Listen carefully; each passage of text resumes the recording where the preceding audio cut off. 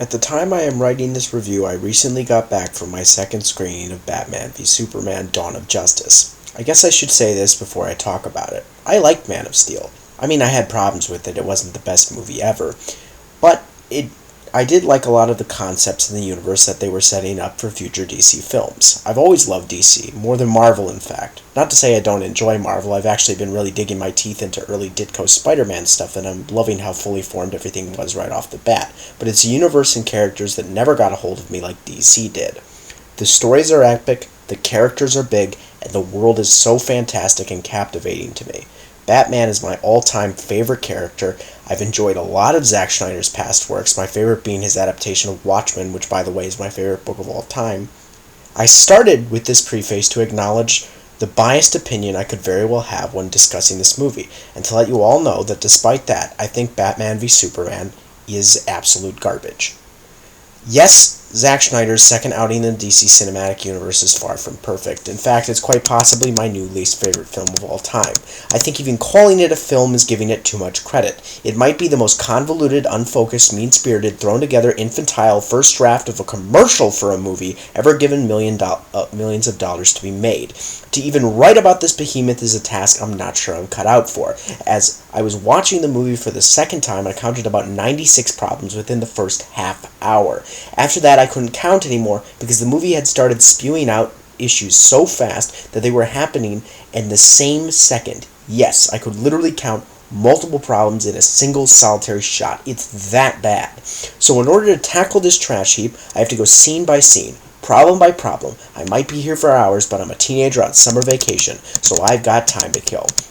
As the film begins, logos pass by and we see a few dead leaves blowing in the wind. Of course, we're greeted with Bruce Wayne's parents' coffin for the 50th time. Now, I'm not usually one of those do we have to see the origin again kind of guys, but seriously, do we have to? I mean, it's been like 10 years since the last reboot. We get it. Okay, maybe I'm being a bit nitpicky. I mean, who knows? Maybe this is the best version of the origin we've ever seen.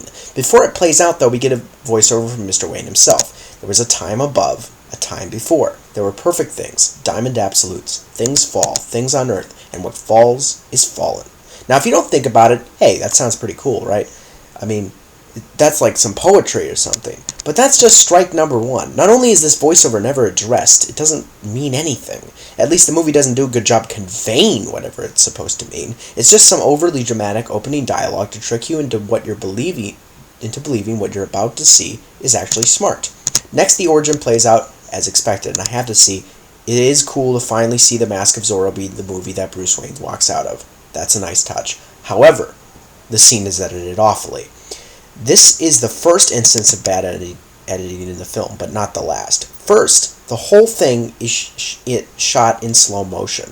Now, I get Schneider likes his slow-mo, but it takes a legit 3 minutes for about 30 seconds of footage to play out. On top of that, every shot begins with a fade-in and ends with a fade-out. It's annoying and grating on your optic senses. In the first instance of inconsistent editing in the movie, we see the gun of what I'll just presume is Joe Chill stopping Mrs. Wayne's necklace midair.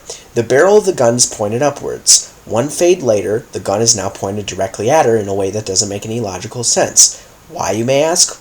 Well, so the gun can break the necklace when it shoots her, and we can get more slow-motion porn. This time, of pearls falling onto the street. Thomas Wayne then utters the most unintentionally hilarious line of the entire film.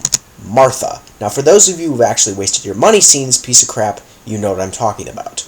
The scene gets extra points off for attempting to reference Citizen Kane, which is a much better movie that shouldn't even be spoken in the same sentence as BVS. So when we finally get past the origin, about 4 minutes in, 4 minutes, we see Bruce Wayne getting the always popular I'm Bat Jesus treatment as he flies towards the sky with his arms in the famous pose. Bruce also mentions that this was sort of a memory dream thing, which makes this opening sequence one of 4, count 'em, 4 dream sequences in the movie. All of which, by the way, try to trick you into thinking they're not dream sequences.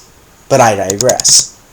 Next, we get the only well-directed scene in the whole film, the Metropolis attack scene. It's proper horror movie, and it uses the action effectively to evoke a feeling of terror as the two titans battle in the streets of the populated city. For some, it's what Man of Steel's final action scene desperately needed. Here, we see the first of many ideas set up, but the best.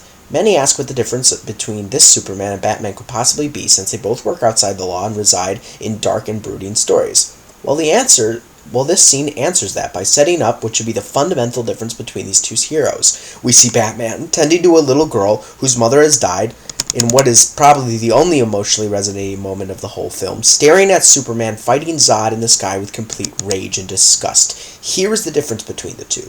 One is interpersonal and street level. He understands people and the damage that can be caused if you're not paying attention. The other is a god, a guy in the sky whose only focus is the bigger picture. He doesn't have time to save everyone, to help that old lady across the street, because he's too busy saving the whole world from the threat of an alien invasion.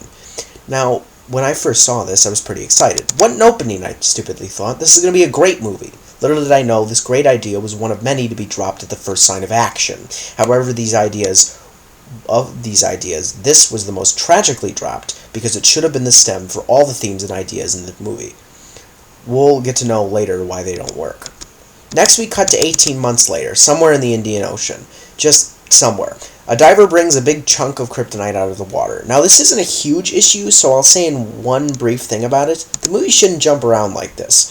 It may seem small, but we're 10 minutes in, we've got a dream sequence that was 2 separate scenes intercut, a huge battle in Metropolis with no real description other than the world is introduced to Superman, and now 18 months after that, some 45-second scene in the Indian Ocean. We then cut to Nairobi, Africa. There's too much jerking around of the audience within a short time span. It's liable to throw people off balance, and from personal accounts, I've heard it does. Small issue, but an issue no less. The scene in Africa features a Lois Lane asking a general if he's a terrorist. He says they didn't tell him the interview was with a lady.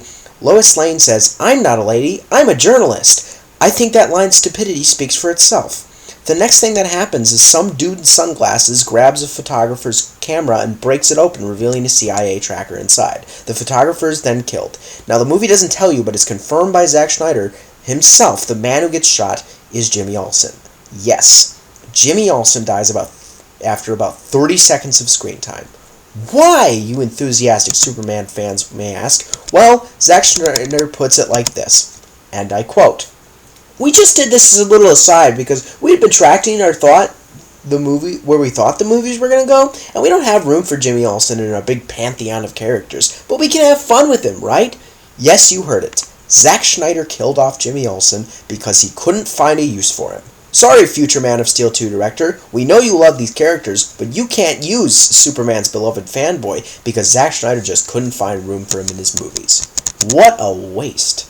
After that spit in the face to the fans, Lois is taken hostage by the general. Outside, the guy with sunglasses, which we'll just call the Russian, and his buddies start suddenly killing all the African soldiers in sight, and then drive off in a truck. How do they kill them? With machine guns. Why is this important? Why, I'll tell you. Because it's the first step of Lex Luthor's master plan to frame Superman and get Batman to fight him. He tries to frame Superman by killing people with machine guns. Machine guns! As if Superman flew down with a gun and started shooting people instead of using the plethora of alien superpowers he possesses to either turn them into human pancakes or dust. That's just dumb. Suddenly we cut back to the general with a gun to Lois's head, and Superman bursts through the ceilings. Lois smiles, Superman smiles back, and then Kal-El proceeds to slam the terrorist through 3 walls, effectively killing him. Think about that. The first scene of Superman in this film is him killing a terrorist, as in Superman doing the one thing in the comics Superman never ever does. When I saw this for the first time, my jaw dropped. I defended Schneider for snapping Zod's neck because I thought the scene was an amazing way to create Superman's no-killing rule. And the first thing he does with the next movie is have Superman ruthlessly murder someone for no reason? He had a gun to her head. That's it. Superman could have done anything. He could have lightly tapped him for Christ's sake. I'm sorry. Superman's sake. We'll get to that later. End of part 1.